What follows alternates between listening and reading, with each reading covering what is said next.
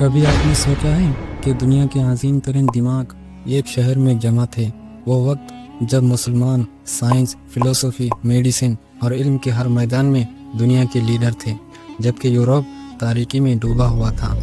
Baghdad کی کتابوں سے بھری ہوئی لائبریریوں سے لے کر سمرقند کی آبزرویشن تک، بریلینٹ سائنٹسٹ سے لے کر ویژنری خلافہ تک، ہر طرف علم و حکمت کی روشنی پھیل رہی تھی۔ اسلامی گولڈن ایج یہ وہ دور تھا جس نے دنیا کا نقشہ بدل دیا تھا، جب نالج ایک پاورفل کرنسی ہوا کرتا تھا۔ تو آئیے جانتے ہیں اس دور کی کہانی جو وقت کے گرد میں کہیں چھپ کر ایک انٹولڈ ہسٹری بن کر رہ گئی۔ السلام علیکم ورحمۃ اللہ وبرکاتہ۔ میں ہوں آپ کا ہوسٹ معراج ڈی کوڈ، اور آج ہم سفر کریں گے ایک فارگوٹن ہسٹری یعنی اسلامی گولڈن ایج میں، جہاں ہم دیکھیں گے وہ سائنٹسٹ، لیڈرز اور کچھ سرپرائزنگ فیکٹس جو شاید آپ نے اسکول میں کبھی نہیں پڑھے ہوں گے۔ یہ صرف ہسٹری نہیں، یہ وہ کہانی ہے کہ کیسے مسلمان دنیا کو بدل چکے تھے، اور یہ لیگیسی ہمیں آج کیسے انسپائر کر سکتی ہے۔ اس گولڈن ایرا کو سمجھنے کے لیے ہمیں واپس جانا ہوگا، صرف بغداد نہیں بلکہ اس اسلامک سیویلائزیشنز کی طرف جو نبی کریم صلی اللہ علیہ وسلم کے بعد ایجاد میں آئی۔ خلفاء راشدین کے بعد بنو امیہ یعنی امیت خلیفت نے اسلامک حکومت کو اسپین سے لے کر انڈیا تک ایکسپینڈ کیا، لیکن علم کا اصل دھماکہ عباسی خلافت کے دور میں ہوا، خاص طور پر خلیفہ ہارون الرشید اور ان کے بیٹے مامون الرشید کے دور میں۔ ہاؤس آف وزڈم 8ویں سینچری میں خلیفہ مامون نے ہاؤس آف وزڈم، جس کو عربک میں بیت الحکمت کہا جاتا ہے، اس کو اسٹیبلش کیا، جو صرف ایک لائبریری نہیں بلکہ ایک ٹرانسلیشن، ریسرچ، انوویشن اور علم کا ایک میسو سینٹر تھا۔ یہاں مسلمان، یہودی، عیسائی اور ہندو علماء مل کر اینشین گریکس، فارسی اور ہندی ٹیکسٹ کو عربی میں ترجمہ کیا کرتے تھے، ٹرانسلیٹ کیا کرتے تھے۔ اس موومنٹ کو ٹرانسلیشن موومنٹ کہا جاتا تھا، جس نے سائنس، میتھمیٹکس، میڈیسن اور فلسفی کی بنیاد رکھی۔ عباسی دور میں علم کیوں اتنا پھلا پھولا؟ اس کی مین 3 ریزنز ہیں۔ پہلا، پولیٹیکل اسٹیبلٹی، دوسرا، علمی سرپرستی، تیسرا، اسلام میں علم کی اہمیت۔ اللہ تعالیٰ نے قرآن میں فرمایا، قُلْ هَلْ يَسْتَوِي الَّذِينَ يَعْلَمُونَ وَالَّذِينَ لَا يَعْلَمُونَ، تم فرماؤ کیا وہ لوگ جو جانتے ہیں اور وہ لوگ جو نہیں جانتے ہیں برابر ہو سکتے ہیں؟ یعنی نہیں۔ نیکسٹ پارٹ میں ہم ملیں گے ان لیجنڈری مائنڈز، سائنٹسٹ سے جنہوں نے دنیا کو صرف بدل کر رکھ نہیں دیا بلکہ ماڈرن سائنس کے لیے ایک فاؤنڈیشن تیار کر دیا صدیوں پہلے، جبکہ یورپ آج اس مقام تک پہنچ پایا۔ محمد ابن موسیٰ الخوارزمی 780 عیسوی میں پیدا ہونے والے الخوارزمی کو الجبرا کا بانی کہا جاتا ہے، یعنی فادر آف الجبرا۔ ان کی کتاب المختصر فی حساب الجبر والمقابلہ سے الجبر کا ورڈ نکلا ہے، جسے انگلش میں الجبرا کہا جاتا ہے۔ اس کتاب کو انگلش میں کہا جاتا ہے the compendious book on calculation by completion and balancing.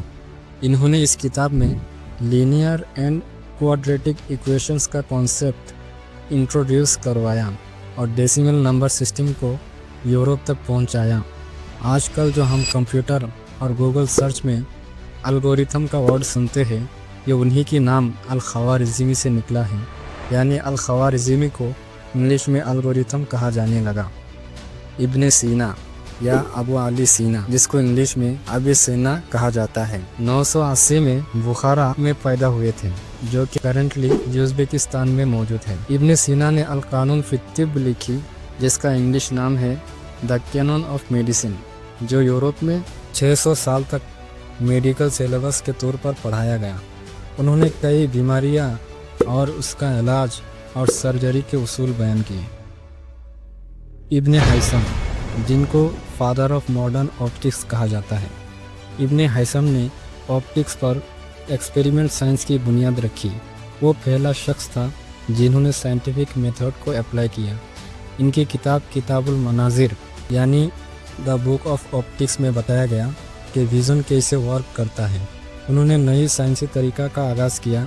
اس سے پہلے لوگ سمجھتے تھے کہ آنکھوں سے روشنی نکل کر چیزوں پر پڑتی ہے۔ ابن ہیثم نے بتایا کہ نہیں، اصل میں روشنی باہر سے آنکھ میں داخل ہوتی ہے۔ ان کی کتاب المناظر نے لینسز، آنکھ کی روشنی اور کیمرہ آبسکورا کی بنیاد رکھی۔ जो आज के कैमरों का पहला वर्जन था। सोचे अगर ये ना होते तो ना ऐनक होती, ना कैमरा, ना प्रोजेक्टर, ना टेलीस्कोप। आज हर सेल्फी दरअसल इब्न हैसम की देन है। अल-बेरूनी ने ज़मीन का रेडियस बहुत ही एक्यूरेसी के साथ नापा और सेवरल रिलीजियंस और कल्चर्स का मुताला किया, स्टडी किया और एस्ट्रोनॉमी, एस्ट्रोलॉजी और जियोग्राफी में बेमिसाल सर्विस अंजाम दिए। अज़हरावी को सर्जरी का बानी कहा जाता है। उन्होंने 200 से ज़्यादा सर्जरी के टूल्स ईजाद किए और अत-तसरीफ़ुल मसूदी नाम का एक 30 वॉल्यूम का इंसाइक्लोपीडिया लिखी। अब्बासी खुलाफा जैसे हारून अर-रशीद और मामून ने इल्म की सरपरस्ती की, स्कॉलर्स को वज़ाइफ दिए और लाइब्रेरियाँ कायम की।